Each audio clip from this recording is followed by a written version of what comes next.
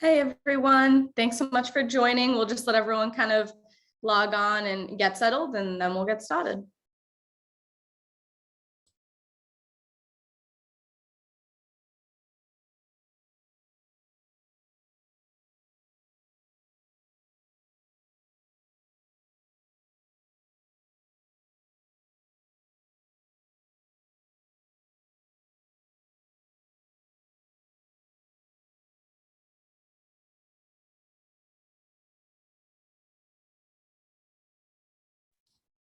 Okay, well, it is time. Let's go ahead and jump in. Hi everybody. Thanks so much again for joining. My name is Crystal Shaughnessy. I am a field marketing specialist here at EDB, and I'll be your host today.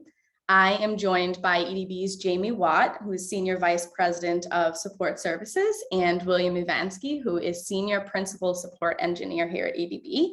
And they will be your speakers today on our webinar, Avoiding Postgres Distress Part 2, Support Solutions. I'll just review a couple of housekeeping items. Please note, that the presentation is being recorded as always, and we will, of course, share the recording as well as the slides with you at the close of the broadcast via email. And second, you'll see that the lines are muted.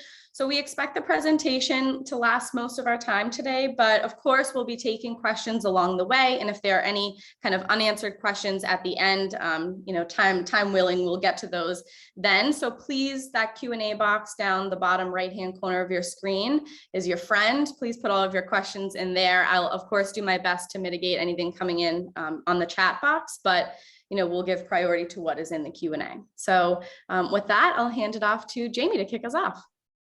Thanks, Crystal. So as mentioned, I'm Jamie Watt, the SVP of Support Services here at Enterprise DB. William Ivansky, who is dutifully joining me, is the Senior Principal Support Engineer that we have on one of our teams in the Americas. He's also wearing multiple hats as a developer on our tool Lasso, Live Compare, as well as the open source project on EDB. So as noted by Crystal, again, if you've got any questions, be sure to obviously operate on the behest of your friend, the Q&A box down at the bottom. And of course, let's make sure that we do this a little bit collaboratively. Any questions you have along the way, feel free to ask them. We're going to make sure that we address them as organically and as responsibly as we can as we go through the presentation.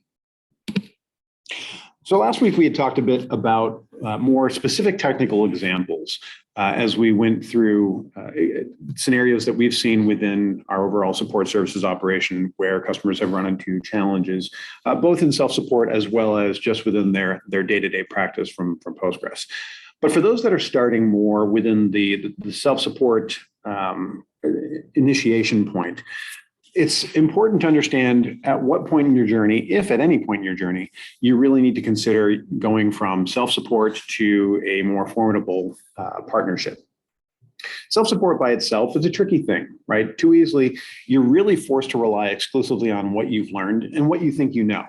Support by torchlight here is the tongue-in-cheek example, but it's rather material in understanding what the experience looks like for the individual as either a DBA or a developer or an admin or an overall DevOps guru. It's really what you don't know, right? So what you can't see that leads to the problems that you don't expect as you're going through either in production or design, staging, really any phase of your overall deployment. Where we're talking about situations that you could experience, last week we talked about examples of replication lags, slow performance, connection storms, false failovers, and even scenarios covering up to database corruption. Being able to discern where this is something that is a consequence of configuration or something that it's a consequence of the solution or the consequence of how the RDBMS actually functions, or if there's a defect, that's really kind of where the rubber meets the road in terms of being able to understand all of the different strata within your solution and how you take the next steps thereafter. Now, ultimately, how you make the decisions in terms of how you design, how you deliver, and how you support your overall Postgres journey starts with you. And for a lot of us, it starts with URL, right? So the most common search path that people follow, even today, is pretty familiar territory for all of us, right? You bring up your browser, be it Brave, Firefox, Google, any of those, and you're punching in something that could be as benign as, how do I go about configuring my PostgreSQL.conf? Now, the search results are going to point you in a number of different places, right? So they're the most common flashlight that we use to get what we need, which is a great thing, right? Leads us to millions and millions of data points, whether it be questions and answers, conversations, knowledge-based articles, overall platforms, blogs. There's tens of thousands of them that really exist out there for the majority of technology today. Now, one of the more common ones that you do see, certainly in the search results that we saw a moment ago, is postgresql.org. But you might also end up at Stack Overflow. You might end up on DBA Exchange. You could end up on PostgreSQL tutorials. You could end up on r/Postgres. Really, there's a plethora of scenarios and platforms and communities and forums out there that provide you both with content as well as paths forward. You know, one of the greatest things about the explosion of Postgres, certainly over the last 10 to 15 years, is how many resources you can find. Of course, one of the hardest things about that same explosion is how many resources you can find, right? So understanding what you find is really going to help to define how you get to where you need to be, whether we're talking about a scenario that occurs at 2:30 on a Saturday morning when you're going through a standard maintenance period, or where you're going through understanding how you're going to define and design your solution for scale, right? Starting out from, let's say, a greenfield approach to a multi-database, multi-regional scaled enterprise application. It's really understanding from everything that you see in front of you, how you understand the process of painting the right portrait for where you intend to be. So as you go from self-support and into a state where you may have a more prescribed experience and more formalized partnership, it helps to understand what those look like. So self-support, as we've talked about, it ultimately has the highest cost. And we're not just talking dollars or euros or any other currency. We're talking about the cost to the organization, right? So you have to balance between, are you relying on many individuals that you staff for your overall database solution and your DevOps implementation? Or are you looking at the path of a single guru or a couple of people, right? There are costs to both. One is one of scale and personnel. One is relying on one or two key people who need to be available, not just from the day-to-day operations perspective, not just from the strategy perspective, but also, again, at that 2:30 on a Sunday morning scenario where, you know, you might have an issue where auto vacuum just fails to operate, where you've got a failover that doesn't actually succeed, or you've got corruption events, any of these scenarios, right? You actually have to take into consideration that you're no longer just working with a development project. You're no longer just working with a typical vendor. You're also going to take on Postgres as an obligatory investment in your technology patch quill or quill work, right? So beyond what your application is, what your solution is, what your entire portfolio is that you're delivering to your customers, you have to take into consideration that Postgres is now actually an integral part of that. Right. So there is a little bit of gambling involved there. So you've got the break fix roulette as we named it here, right? It's the roll your own patches. Are you able to understand the problem, whether it be, you know, a simple couple lines of code, a race condition, an issue with regression, whatever it might be? Are you able to produce a patch for yourself?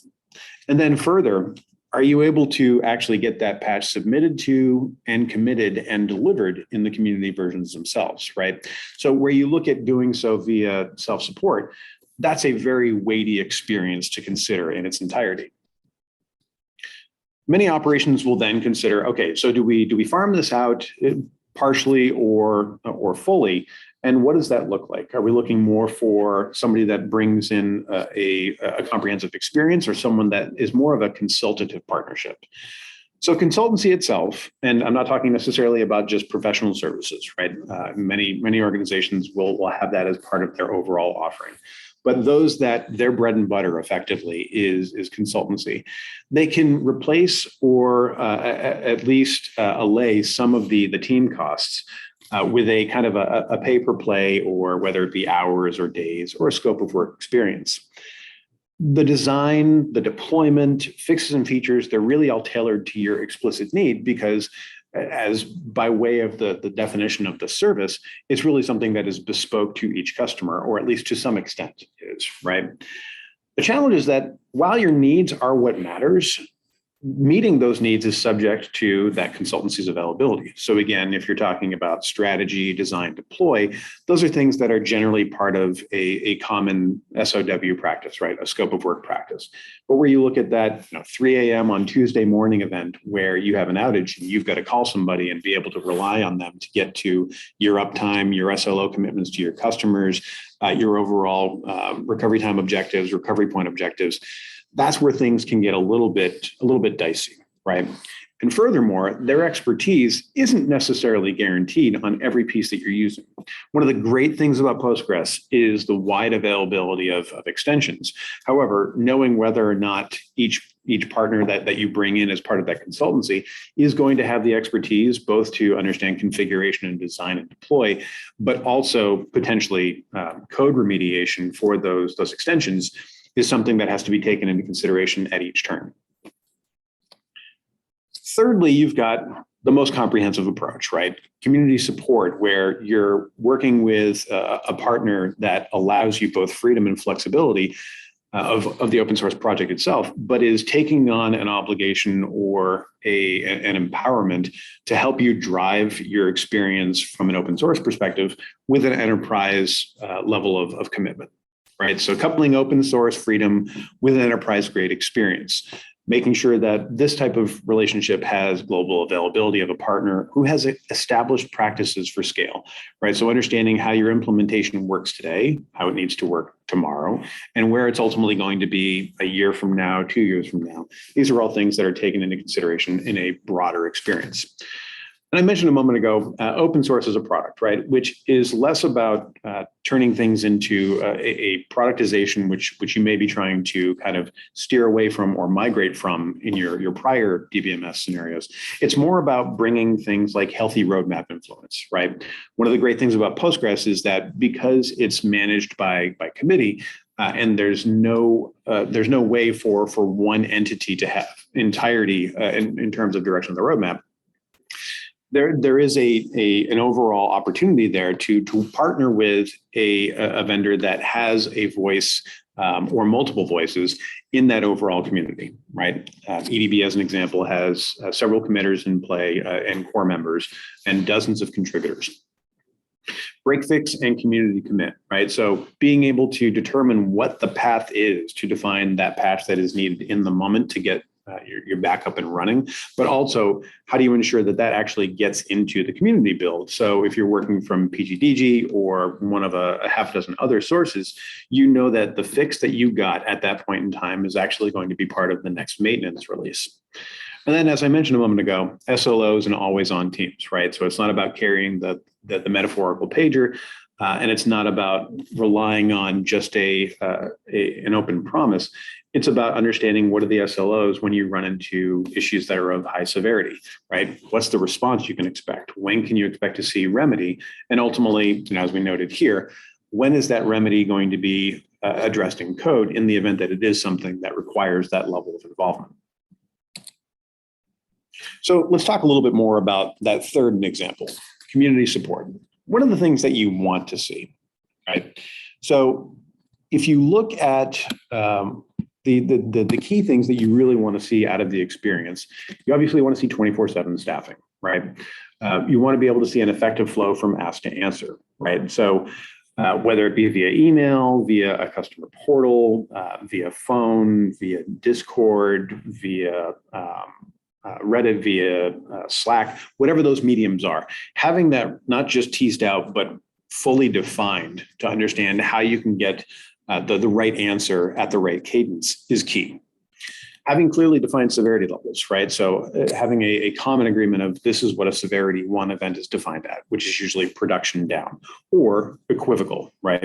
Understanding what a low severity issue is, or something that may be more oriented around an information request or a feature request, or requests for documentation or best practices.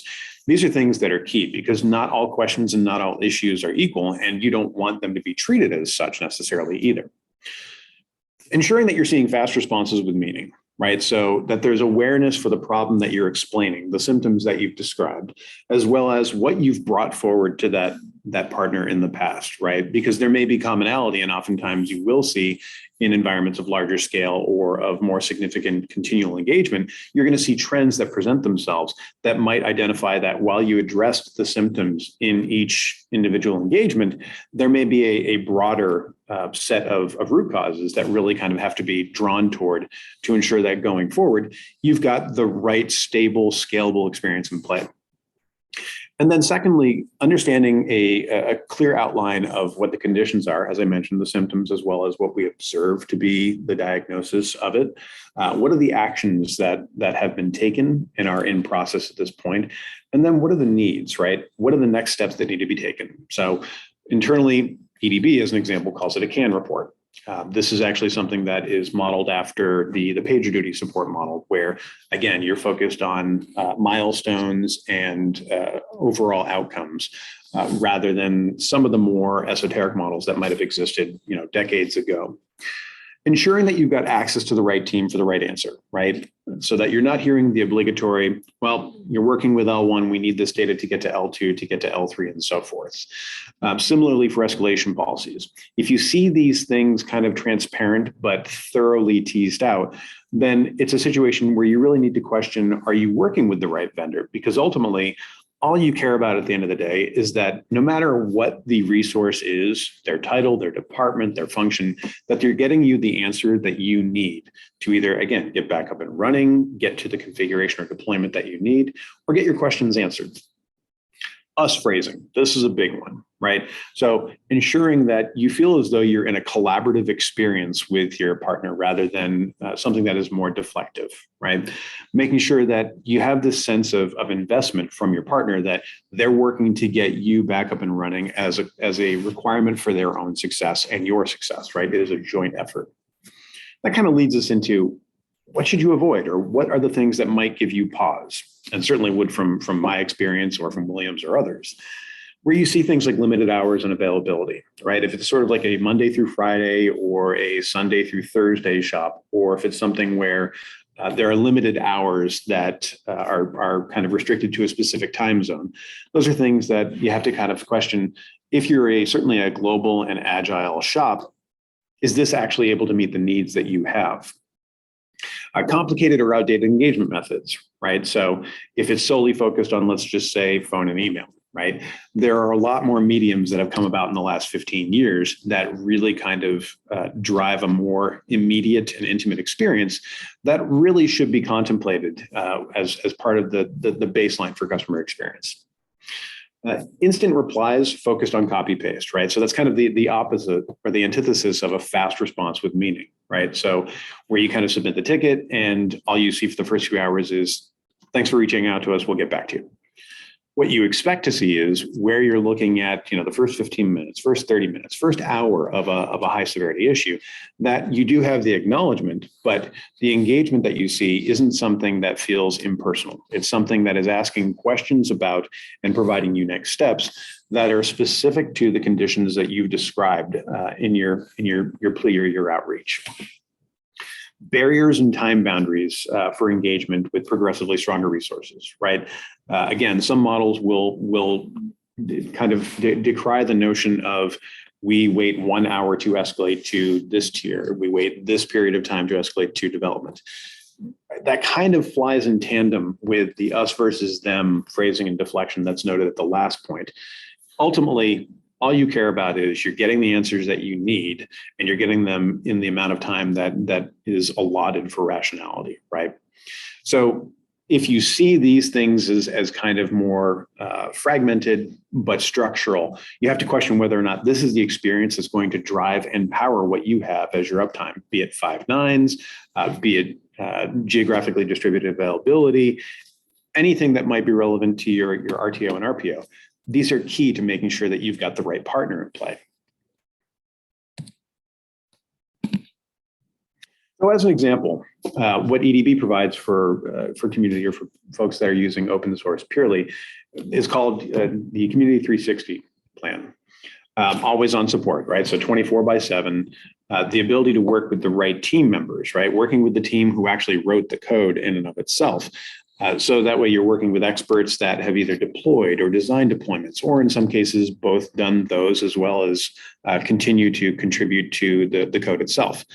Understanding that what we deliver is SLO driven, right? So as you can see on the right side here, we offer both a premium and a production variant of Community 360, and they're really geared towards production environments, high availability environments, as well as development, staging, and CI/CD environments, right? But making sure that you can actually rely on getting a response in, let's say, 15 minutes for a severity 1 issue, or a remedy in the right amount of time, and then knowing that, in this example, EDB is the vendor, we're providing you not just the remedy, but the obligation around a permanent resolution, be it workaround or code fix.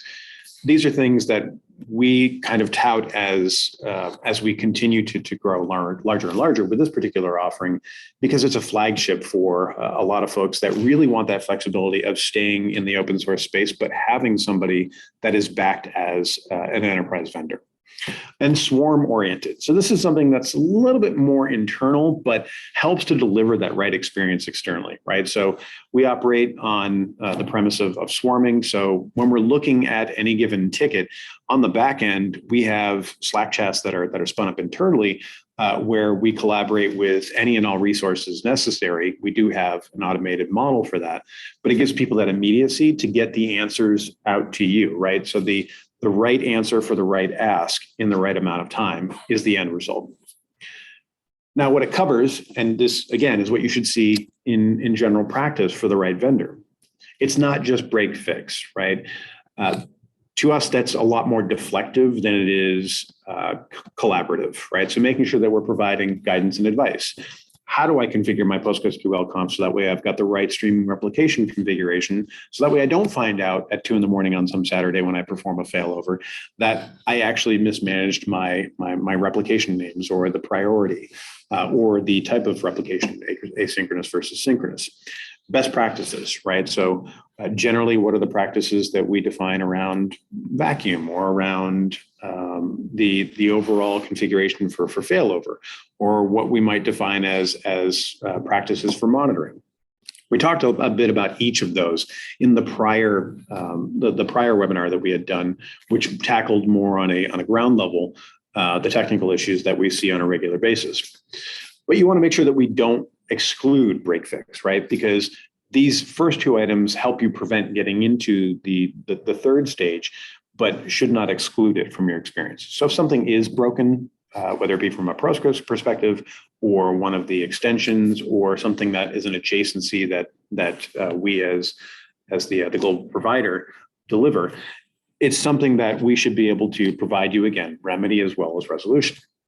And then lastly, feature requests. This is something that is often overlooked in a number of conversations and pursuit. You want to make sure that you're getting the guidance, you're getting the knowledge base articles, you're getting someone that can actually fix things if they are broken from a code perspective. But you also want to be able to have a voice at the table in terms of what features would you like to see driven towards the community or into specific extensions. These are key things that, because you're working with the team who also in tandem either writes the code or collaborates with those that do, there's an intimate experience that allows you to have that voice and at least provide the request for any given feature. So oftentimes, especially today, we hear the statement that my cloud provider is different, where folks are looking at going into the cloud at the same time that they may be going through a transition to Postgres. There are many variants there. The challenge is that imitation isn't always flattering, right? So if you're running your own Postgres environment, or roll your own, so to speak, in a cloud compute environment, again, any one of the contemporary providers, your choices are powered by the cloud itself, right? So you have the freedom to pick your own vendors. You have the freedom to pick your own extensions, your own strategies, and how those affect your delivery across, could be hybrid, could be multi-cloud, could be specific cloud. You've got the freedom to pick the Postgres partner as a consequence of rolling your own on a compute that allows you to suit your needs, right? From an SLO perspective, what extensions are supported, to what extent, break fix input, as we mentioned before, feature capability and request as well. Now, it gets a little hairy when you're running your cloud provider's variant of Postgres in their database as a service. You really need to make sure you're checking the fine print, right? Their focus is on platform availability and support, and rightly so, right? As that provider for the overall cloud infrastructure, they're looking to provide each and every customer across not just database, but a multitude of different technologies, the availability of that platform. So Postgres support is going to often come in last or close to last place in terms of their wheelhouse or their expertise. Database fixes are almost always dependent on the community itself. So while they may ultimately submit one, oftentimes they're dependent on the community or those that are linked in with the community, understanding the problem that might have been submitted, providing an outcome, and ultimately getting that into the next maintenance release or somewhere on that path. Feature requests, oftentimes not supported. Now, if it's relative to the database as a service platform itself, that's their wheelhouse, right? But if you're looking just at the open source project, as an example, Postgres, it's oftentimes something that is either falling on the cutting room floor or is something that is just not a priority for them in their ability to deliver the right experience. Now, there are exceptions to that, but it's something to keep in mind as you're looking through understanding what experience you want to drive as you go from, could be an on-prem environment, data center environment, virtualized in a variation of those two into your cloud experience. The last point is major versions are oftentimes delayed, could be by months, could be by days, or in some cases years. And the reasoning is that it's usually a variant that is integrated with that cloud service provider's capabilities, where you look at multi-region, availability zones, their way of handling, let's say, VIPs or overall ingress and egress practices. So there can be a loss of agility where you also get the hardening of the underlying environment. So these are things that you definitely have to take into consideration as you're going forward into the overall experience with Postgres. Now, a little bit about what we've talked about from our perception and as well as what we drive with our customers. Picking the provider isn't just about what they know or when they'll help. It's about how they're going to do it, right? So we've talked about swarming. We've talked about getting people the answers that they need when they need it. This is key, right? Knowing the customer and knowing the experience that they have, where they are in their journey. These are all key to making sure that you have a swift outcome, and an outcome is really what you want, right? So swarming and engaging are a couple of different elements of that, making sure we've got the right people hovering around the problem at the right time, and how we engage, making sure that we are listening to the symptoms that are being described and providing our input, understanding what we see diagnostically and what we carry forward as the next steps cogently with a joint path forward. We do so with both platform and tool practicality. So we'll talk a bit in a moment about what that means, but ultimately making sure that we've got the right way to gather the right data, give the right insights, and deliver the right outcomes is key. Privacy and compliance is huge globally at this point, right? If we're looking at PII, whether it be CDPA or it's GDPR, these are things that are part of the larger compliance framework that any partner should be taking into consideration and have an answer for you, not really working through it with you necessarily, but having a formidable answer in terms of how they approach that when you get into that scenario with them. And then lastly, milestone and outcome oriented, right? So understanding what's the timeline to remedy, who are the action owners, what is the path to resolution, and then what are the steps subsequent to that? These are all key portions of what we drive as customer experience. In the end, the experience has to feel like a success to you. You can't afford to settle for less. Now, when we look at the portal from the EDB perspective, it involves everything that ultimately, as I mentioned a moment ago, technologically is supporting the underpinning of what we drive as behaviors as well as methodology, right? So ticket management is simple, single pane of glass. Insights and diagnostics are key as a consequence of what we call insights, using a set of collection mechanisms known as Lasso that has multiple layers of ability of collection, so that way you can obfuscate or exclude depending upon the privacy requirements for your environment.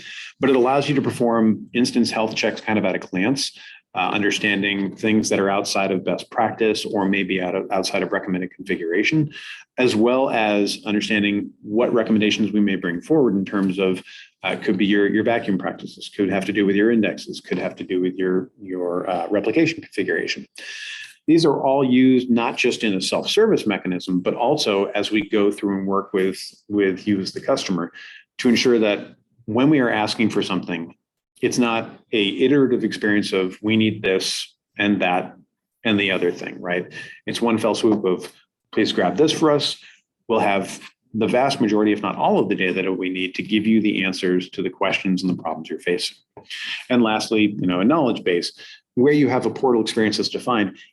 It's really something that needs to be able to provide not just engagement, not just an ability for kind of a self-service diagnostic methodology, but also a place to seek answers, right? Outside of just the L5 Googles, as we like to call it.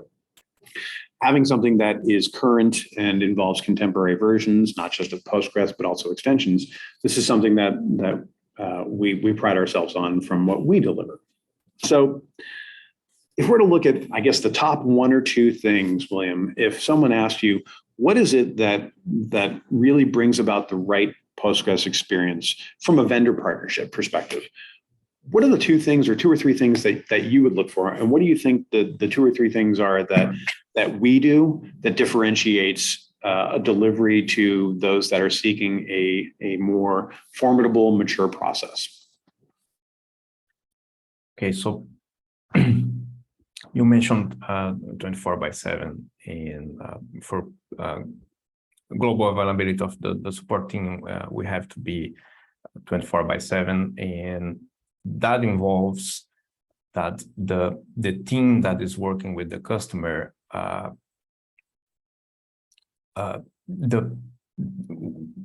the team sometimes changes because of the shift allocation. So the customer might not see the same engineer that has initially worked with the customer when the ticket was initially open. So if you have different engineers and even different customers, because the team that is providing the information through support on the customer side might also change if the resolution spans for multiple shifts, then the information can become in a different format. It can become out of a standard, and sometimes the information can become sparse, right? So, for example, if we ask for a specific query without a specific column, and then going further in the investigation, then the team that is providing the resolution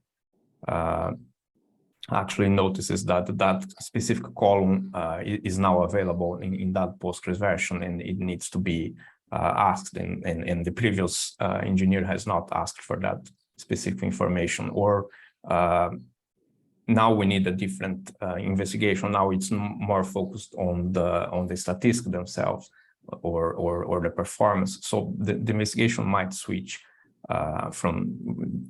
the focus. So if the information is not most of the information available since the very beginning, since the very first interactions in the case, then we might not have the resolution as fast as possible, right? So the information needs to be standardized, and it needs to be centralized in a way that is that all engineers working on the case will be able to get to that information as fast as possible. So this is the tool that you mentioned, Lasso, which is able to automatically gather this information, and the customer doesn't need to connect to the database and run specific queries and copy and paste information from the server into the ticket or into files. There is this tool that gathers the information, and it becomes available, and all engineers have access to it. And as the information is also in a standard way, then custom checks or more automatic checks can be performed against that information for example, for checking in a cluster, checking if there are in a cluster having multiple nodes, if there are any replication slot that is inactive on the nodes without having to open the information one by one and now check this server, now check this another server, now run this query, now get this this log file.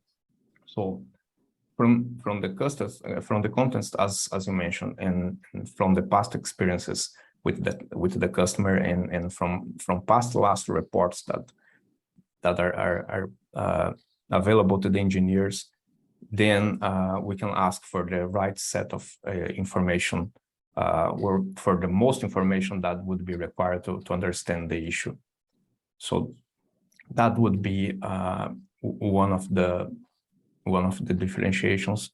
And the other differentiation would be how the process is designed, as you mentioned, swarming and engaging, to actually allow the engineer that has the most likely skill set or the required skill set to work in that specific case to be able to solve that specific scenario. So it's not only about Postgres, but also Postgres related tools.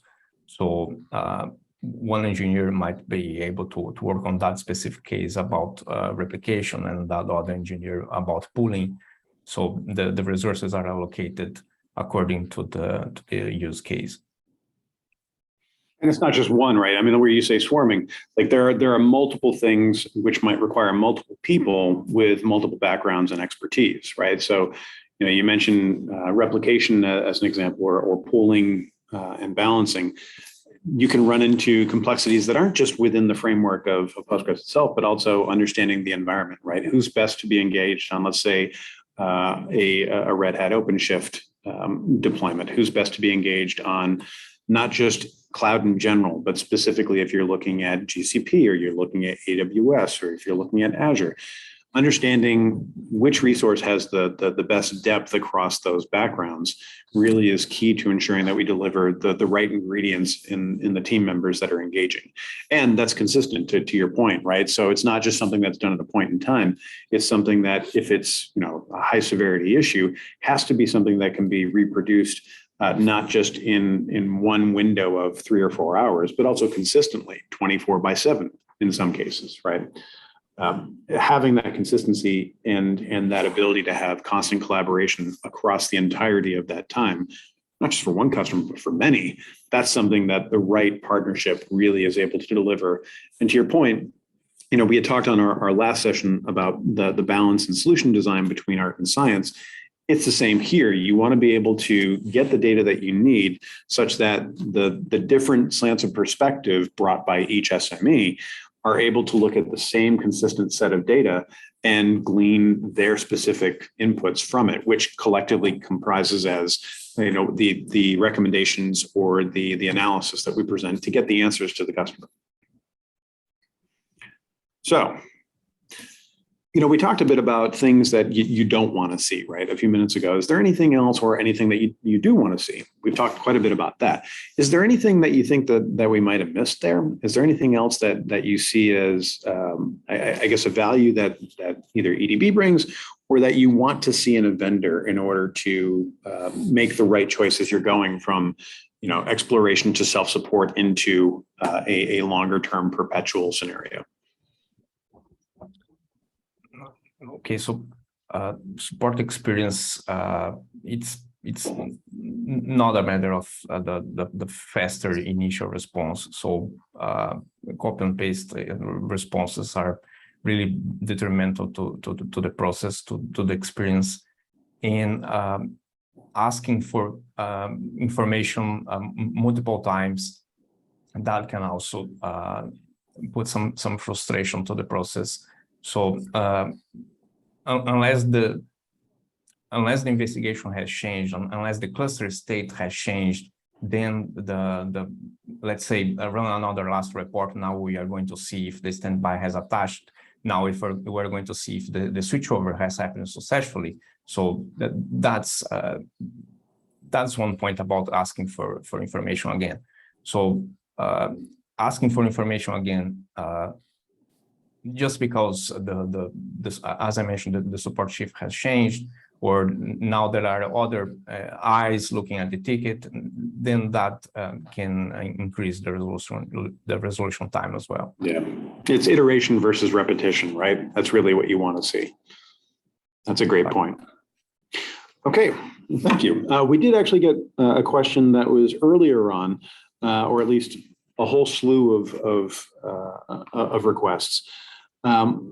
A desire was noted, and we'll answer that live. Would like to know more about Postgres offering, providing a whole lot of examples in each of the feature command usage, complex queries, help information in terms of process and memory usage, CPU and IO utilization, historically if available, with possibility of graphing out the kind of usage that you see, as well as patching and upgrades, backups, restores, et cetera, with more practical examples info given with each of the features in Postgres.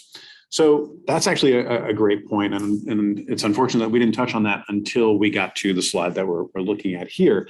But that's really kind of what we drive to with the platform within the experience that the EDB provides, right? So making sure that when someone provides a lasso capture to insights, that we're able to bring forward from that what you might see as it could be query issues, could be memory utilization, could be process issues, could be IO, could be locking queries. A lot of these things, including the recommendations to upgrade and where in the documentation you can find more data for that, are all part of that insights experience. So we try and be as comprehensive as we can in that scenario, and that's certainly what you should demand of any vendor. Now, where you start to get into pieces such as recommendations on complex queries, that gets to be a little bit more, not necessarily art than science, but certainly narrow and deep versus broad and competent, right? So you want to be able to get a thorough engagement, and you start to encroach on what is more of a professional services need to walk through not just that one query and see whether or not it's optimized, both the database as well as the application, but also how your developers are approaching queries at scale, right? So if you're pooling, are you handling queries effectively such that you're doing explicit closes? Are you able to take advantage of, be it session pooling versus transaction pooling, where you're looking at scalability? What does the structure of the SQL look like in terms of its adherence to, as an example, ANSI standards? These are all things that are kind of more prescriptive. And again, that partner should be able to provide that to you, and EDB actually does within our broader services experience. But while there are answers that can be provided, guidance that will be provided, and best practices that are recommended, where we're not talking about a severity 1, severity 2 type situation, oftentimes we like to step back and look at that from a more comprehensive relationship, right? So getting in there and understanding what are the queries that you're looking, or applications with the related queries that you're looking to optimize or could be created from scratch. And then what does good look like, right? What is the expectation when you conclude that effort with that team or that consultant? And what's the expectation of that solution to scale, right? Because you can find a solution that works for you on day 1, day 30, day 60, but whether or not that scales from a single database with 200 connections to thousands of databases with thousands of connections that are being managed down to a subset of those in the hundreds, is something that needs to be addressed by someone who's a foremost expert. Now, again, EDB does have many of those folks available, but it's something that is handled kind of in tandem, both with what we provide in terms of guidance, as well as remediation and assistance from a support perspective, and something that's more of a consultative professional service approach. Okay, well, I think that's all the questions that we had. Just want to thank William again for your time, taking a good chunk of time out of each day we're working with customers kind of helps to bring forward visibility of the team that we've really got that is bringing forward the right experience to our customers and giving advice to those that may be kind of just beginning their Postgres experience journey or progression through major versions or deployment sizes. So thank you, William, and thank you, Crystal, for the overall alignment on the webinar here. And thank you everyone for your time.